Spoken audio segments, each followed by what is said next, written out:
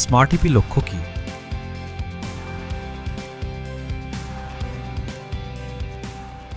কোচিংয়ের একটি গুরুত্বপূর্ণ অংশ হল লক্ষ্য নির্ধারণ। সুনির্দিষ্ট লক্ষ্য থাকলে একটি স্পষ্ট কর্মপরিকল্পনা তৈরি হয়, যা কোচ আর অংশগ্রহণকারী দুজনকেই সঠিক দিক নির্দেশনা দেয়। এতে কাজে উৎসাহ বাড়ে আর ব্যবসার মূল লক্ষ্যেও মনোযোগ ধরে রাখা যায়। তাহলে কোচিংয়ের একটি সুনির্দিষ্ট লক্ষ্য কেমন হওয়া উচিত? এর 7টি বৈশিষ্ট্য রয়েছে। SMARTEP। এই পাঠে আমরা এগুলো নিয়ে বিস্তারিত জানব। এস মানে স্পেসিফিক বা সুনির্দিষ্ট। কোচিংয়ের লক্ষ্য হতে হবে স্পষ্ট, নির্দিষ্ট, বিস্তারিত, সহজবোধ্য। যেমন ধরুন, আমি আরও বেশি অর্থ উপার্জন করতে চাই। এটা কিন্তু খুবই অস্পষ্ট লক্ষ্য। এবার এই লক্ষ্যটা দেখুন। আমি দোকানের লাভের হার বাড়াতে চাই। এটা একদম সুনির্দিষ্ট। কোচিং দিয়ে ব্যবসার উন্নতি করতে লক্ষ্য পরিষ্কার হওয়া খুবই দরকার।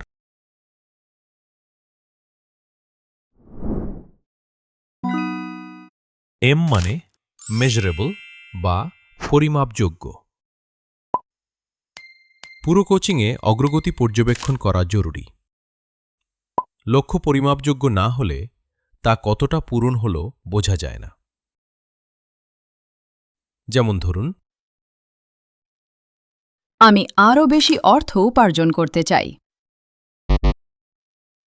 এখানে কোনো নির্দিষ্ট অঙ্ক নেই, তাই পরিমাপযোগ্য নয়।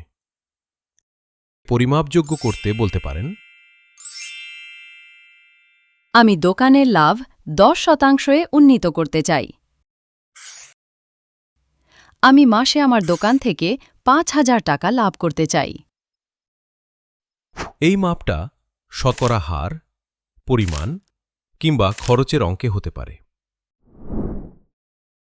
এ মানে অ্যাপিলিং বা আকর্ষণীয়। লক্ষ্য এমন হতে হবে যা অংশগ্রহণকারী কাছে আকর্ষণীয় হয়, তবেই সে কাজে উৎসাহ পাবে আর অর্জনের সর্বোচ্চ চেষ্টা করবেন। যেমন ধরুন, আমি দোকানের লাভের হার 10% উন্নীত করতে চাই। যে দোকান এখনও উল্লেখযোগ্য লাভ করতে পারছে না, তার মালিকের কাছে এই লক্ষ্যটি আকর্ষণীয় হতে পারে। কিন্তু যে দোকান ইতোমধ্যেই 10%-এর বেশি লাভ করছে, তার জন্য একই লক্ষ্য ততটা আকর্ষণীয় নাও হতে পারে।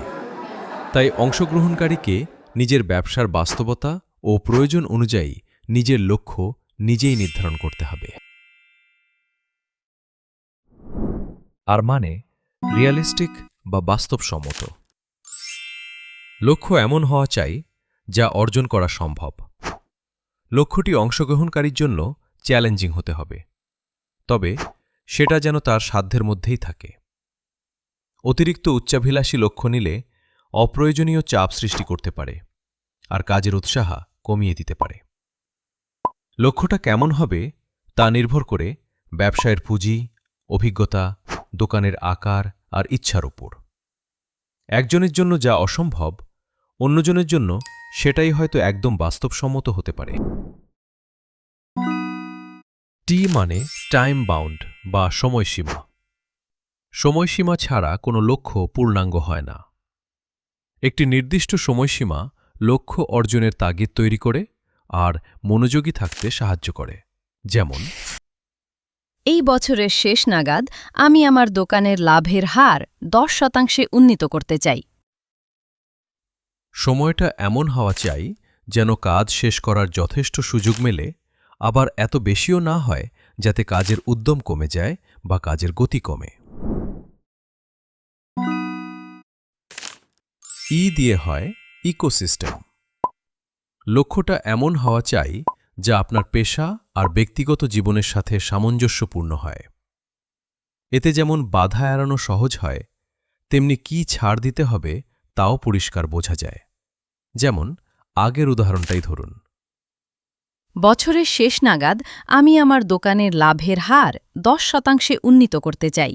এই লক্ষ্য অর্জনের জন্য হয়তো দোকানদারকে পণ্যের বিক্রয় মূল্য বাড়াতে হবে অথবা নিম্নমানের পণ্য বিক্রি করতে হবে। এর ফলে গ্রাহকদের সঙ্গে তার সম্পর্ক ক্ষতিগ্রস্ত হতে পারে।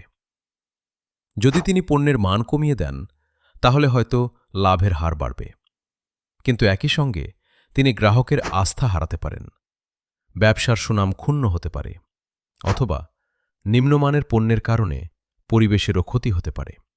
অর্থাৎ এর ফলে অংশগ্রহণকারী জীবনের অন্যান্য গুরুত্বপূর্ণ দিকের ওপর নেতিবাচক প্রভাব পড়বে। পি মানে পজিটিভ বা ইতিবাচক। লক্ষ্য সবসময় এমনভাবে বলা উচিত যেন অংশগ্রহণকারী আত্মবিশ্বাসী হন আর উৎসাহ পান। দুটো উদাহরণ দেখা যাক। যেমন, আমি চাই বছরের শেষ নাগাদ আমার ব্যবসায় আর লোকসান না হোক। এই বছরের শেষ নাগাদ আমি চাই আমার ব্যবসা লাভ করতে শুরু করুক। প্রথম উদাহরণটি নেতিবাচক ভঙ্গিতে লক্ষ্য প্রকাশ করেছে এবং অংশগ্রহণকারী কি ভুল করছেন সেটির ওপর জোর দিয়েছে, যা উৎসাহ কমিয়ে দিতে পারে। অন্যদিকে দ্বিতীয় উদাহরণটি ইতিবাচকভাবে লক্ষ্য প্রকাশ করেছে, তাই কি এড়াতে চান তা না ভেবে ঠিক কি অর্জন করতে চান সেদিকেই গুরুত্ব দিন। সবশেষে বলা যায়, সুনির্দিষ্ট, পরিমাপযোগ্য, আকর্ষণীয়, বাস্তবসম্মত ও নির্ধারিত সময়সীমা ব্যবসার সামগ্রিক পরিবেশের সঙ্গে সামঞ্জস্যপূর্ণ এবং ইতিবাচক ভঙ্গিতে প্রকাশ করা হয়, তা ব্যবসায়ের উদ্দেশ্য পরিষ্কার করে সফলতার সুযোগ অনেক বাড়িয়ে দেয়। একজন কোচ হিসেবে ব্যবসায়ীকে তার ব্যবসার সঠিক লক্ষ্য ঠিক করে দেওয়া আপনারই বড় দায়িত্ব। আসুন পরবর্তী পাঠে শিখি কিভাবে অংশগ্রহণকারীকে স্মার্ট ইপি লক্ষ্য নির্ধারণে সহায়তা করা যায়।